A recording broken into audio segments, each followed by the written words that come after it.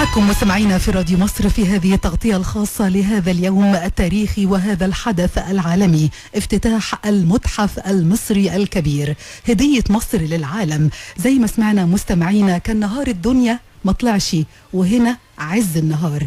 هنا في مصر كان عز النهار من آلاف وآلاف السنين. معكم مستمعينا في تغطية راديو مصر الخاصة النهاردة في هذا اليوم التاريخي، وبيسعدني وبيشرفنا أن يكون معنا النهاردة على الهواء الدكتور مجدي صادق، الخبير السياحي وعضو غرفة شركات السياحة.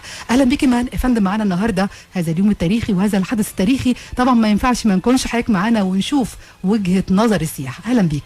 كتر الله خيرك، وبسم الله الرحمن الرحيم. ده أنا اللي سعيد جدا لأن مصر النهاردة في عيد. صحيح، يعني ده تعبير جميل فعلا. مصر النهاردة في عيد أكيد.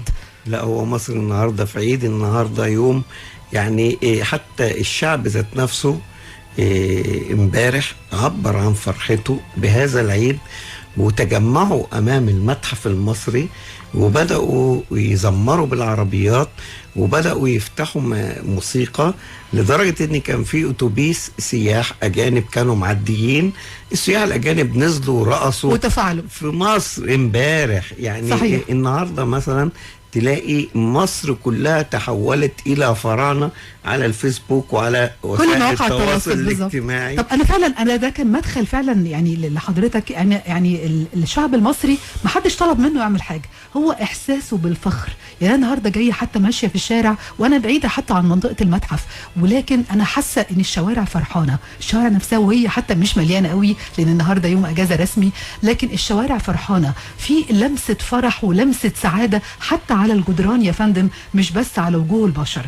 ازاي بقى انا عايزه الزخم ده اللي موجود وشعور الناس بالفخر اللي هو لوحدها طلعت بتحتفل بقى لها يومين ثلاثه، عامله زي الفرعوني، عامله سواء يعني بالذكاء الاصطناعي او مصوره نفسها جنب اي اماكن اثريه. ايه شعور الفخر ده وازاي نستغله بقى؟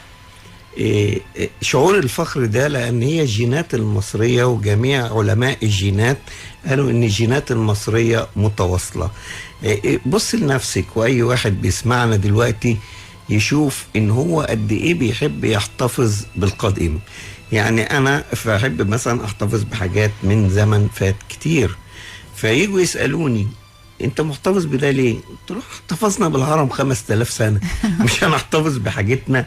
فالشعب المصري يمكن فرحته دي جت كمان من فخامه الرئيس السيسي، لان يوم 27 ابريل 2013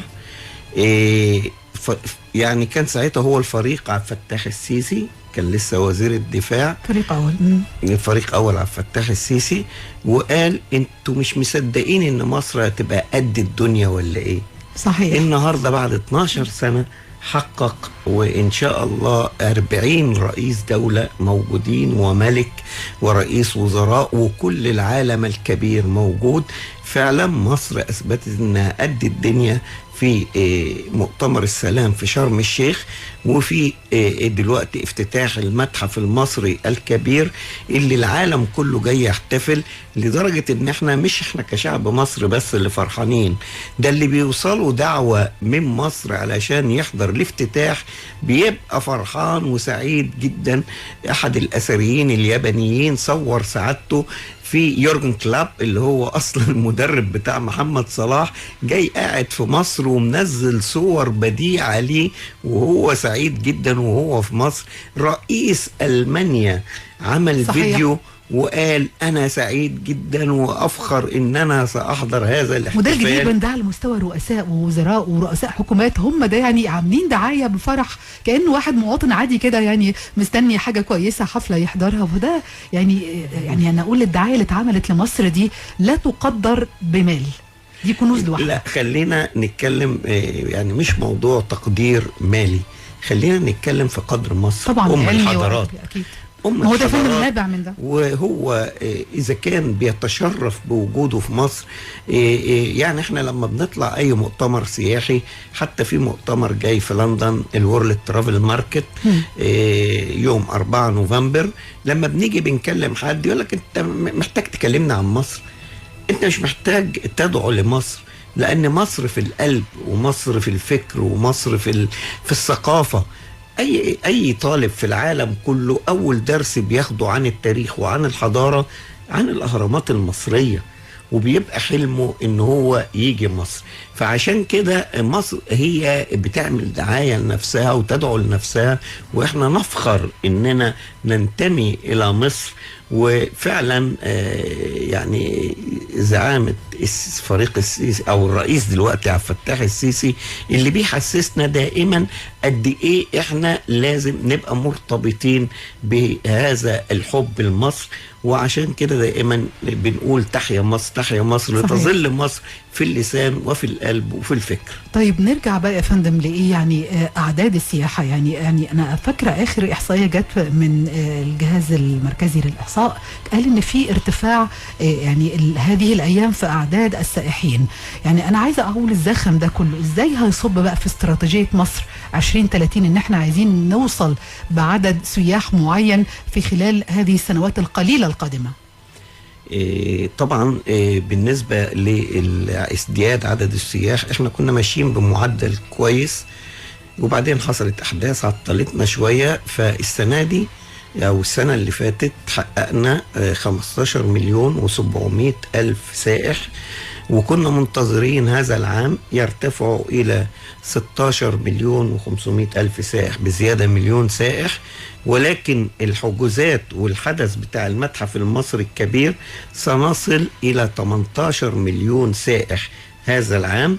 وبالقوة اللي بتاعت الدولة، البنية الأساسية اللي عملوها والبنية السياحية وطرق ومطارات، وأعطوا قرارات وقوانين إن هي شقق الأجازات بحيث إن تزيد الطاقة الفندقية السريعة، سنصل سنة 2026 وأنا أؤكد ذلك من الآن إلى 25 مليون سائح.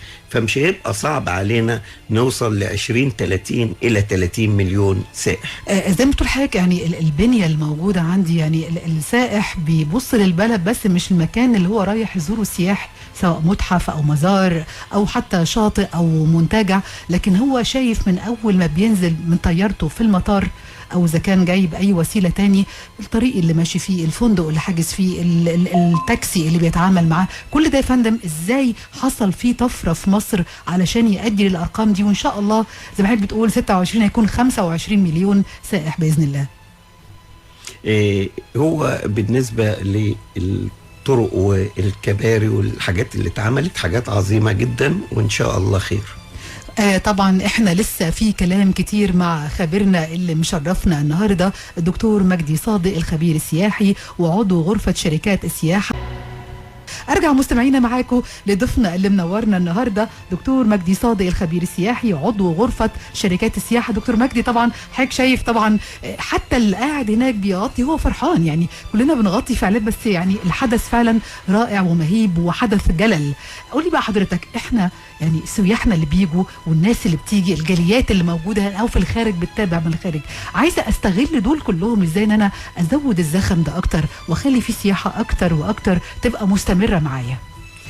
خليني الأول أرسل تحياتي للدكتور عيسى زيدان، لأن هو قام بعمل عظيم صحيح جدا صحيح. لأن هو ماسك قسم الترميم طبعا. فكل المعروض النهاردة مر عليه وعلى القسم بتاعه، وهو من أكبر معامل الترميم في العالم اتعمل في هذا المتحف. فسلامي ليك يا دكتور عيسى، تحياتنا لكل الفريق اللي معاه طبعا بيعاون معاه. أستاذ رامي، انت النهارده دخلت التاريخ طبعا. وجودك في افتتاح اي حد متواجد النهارده في افتتاح المتحف المصري الكبير دخل التاريخ لان احنا يعني عشان حتى المستمعين يبقوا عارفين، قبل ما اعرفك ازاي نستغل هذا الحدث في الجاليات المصريه والسفارات الاجنبيه، انا عايز يعني احكي كده بريفنج صغير اذا كان في وقت. معانا لحد العصر دقيقتين، اتفضل. معانا دقيقه ونص يعني خلينا نتكلم بقى في التاريخ بتاع المتحف بعد الاذان، ولكن انا دلوقتي نتكلم على استغلال هذا الحدث. عندنا 40 رئيس دولة وعندنا ملوك ورؤساء، ويعني هم 40 ملوك ورؤساء وأمراء ورؤساء وزارة. احنا الميديا بتاعتهم وراهم صحيح. هتذيع عندنا حفل خيالي سيعلق وسيظل عالق بذهون وفي قلب العالم كله ان هو هيصير جواهم ان يجوا مصر. عايزين بقى نبقى هنا في تفاعل سريع في تسهيل التأشيرات وتسهيل الدخول. وطبعا دلوقتي الدولة لم تألو جهدا وافتتحت مطار سفنكس وهو مطار قريب جدا صحيح. من يعني على بعد المتحف المصري الكبير. طبعا ده من ناحيه زي ما حضرتك قلت اللوجستيه والاداريه، فاكيد في تسهيلات كتيره جدا موجوده، ولسه كمان في تسهيلات اكتر. ولسه معاكم مستمعينا في هذا اليوم الخاص جدا والحدث التاريخي افتتاح المتحف المصري الكبير.